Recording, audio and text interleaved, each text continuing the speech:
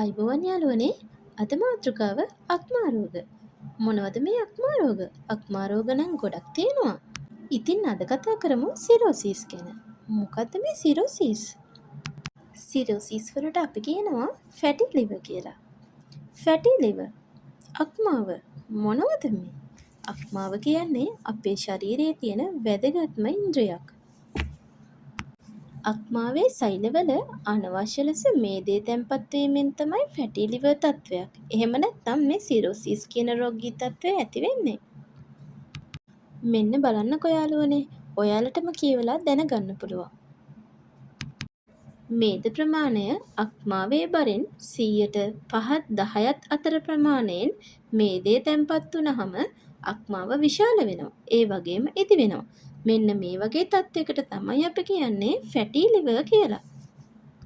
එහෙමත් නැත්නම් සිරෝසිස් තත්ත්වයක් කියලා.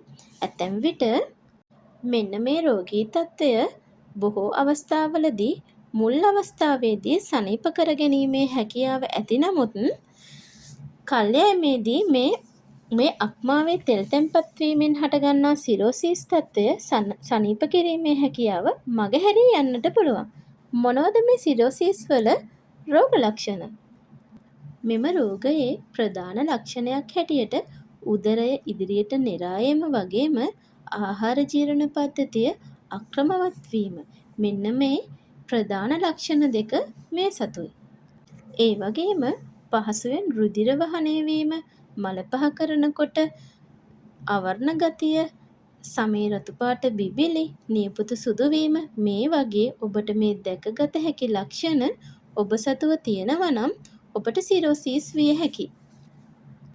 මොනවද මේ සිරෝසිස් හැදෙන්න බලපාන හේතු? ඔබ අධික ලෙස මත්පැන් වලට ඇබ්බැහි වෙලා තියෙනවා නම් මෙන්න මේ සිරෝසිස් ලක්ෂණ ඔබ සතුව තියෙන්නට පුළුවන්.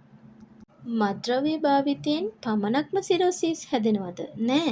මත්ද්‍රව්‍ය වලින් පමණක්ම සිරෝසිස් වැළඳෙන්නේ නැහැ. ඔබ යම්කිසි ඖෂධයක් යම්කිසි රෝගයක් සඳහා ඖෂධයක් ඔබ දීර්ඝ කාලීනව පාවිච්චි කරනවා නම් එහි සයිඩ් ඉෆෙක්ට්ස් එකක් විදිහට සිරෝසිස් රෝගය වැළඳෙන්න පුළුවන්.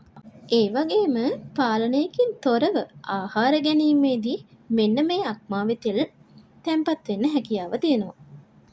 අක්මාවේ තෙල් ආහාර වලින්ම සුව කරගන්න පුළුවන්ද? අපිට පුළුවන්. අධික තෙල් කෑම නවත්තලා අපි සෞඛ්‍ය සම්පන්න ආහාර ගමුද? අක්මාව සුවපත් කරන කෑම වර්ග මොනවද? අපි කතා කරමු.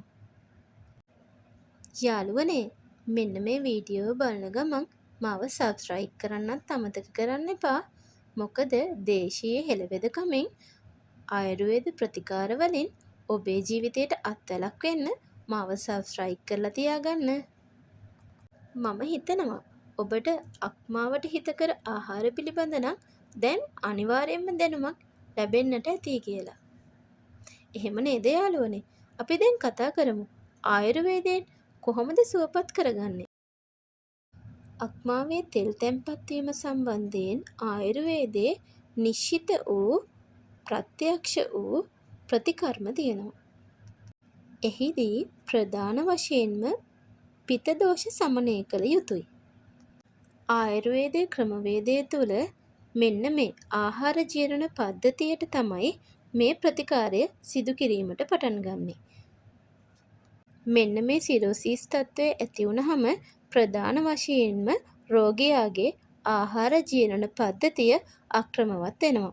ඉතින් ආයුර්වේදයේ තුලින් පංචකර්ම ප්‍රතිකාර තුලින් සිදු කරනු ලබන්නේ රෝගියාගේ ආහාර ජීර්ණ පද්ධතිය ක්‍රමවත් කිරීම සඳහා විරේක වස්ති ලබා දීම තමයි ප්‍රතිකාර මගින් කරනු ලබන්නේ. ආයුර්වේද ප්‍රතිකාර මගින් කරනු ලබන්නේ. ඉතින් අපි බලමු එවැනි ප්‍රතිකාර මොනවද කියලා. යාළුවනේ ආයුර්වේද සංග්‍රහයට අනුව ත්‍රිඵල කසාය කිව්වොත් කවුරුත් දන්න කරුණක් තමයි අරළුබුළු නෙල්ලි. මෙන්න මේ ඖෂධ තුන සම ප්‍රමාණ අරගෙන වතුර කෝප්ප 4ක් දාලා එක කෝප්පයකට හිඳවාගෙන උදේ හවස පානය කරන්න.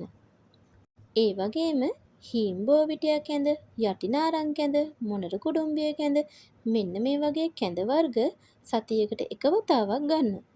ඔබ දන්නවද ඔබේ අක්මාව ලෙඩ වුණොත් සනීප කරගැනීමේ හැකියාව බොහොම අඩුයි.